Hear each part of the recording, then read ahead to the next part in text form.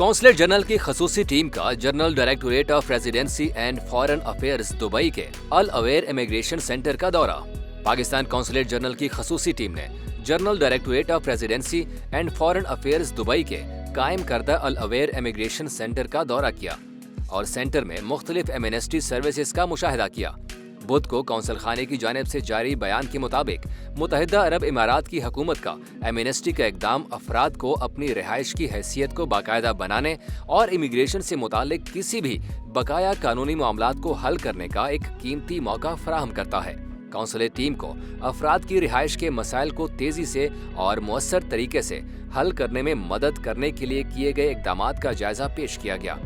दौरा करने वाली टीम ने मुत्तहिदा अरब इमारात की हुकूमत की जानिब से तारकीन वतन बिलखुसूस पाकिस्तानियों के साथ मुसलसल ताउन और हमदर्दी पर इजहार तशक्कुर किया।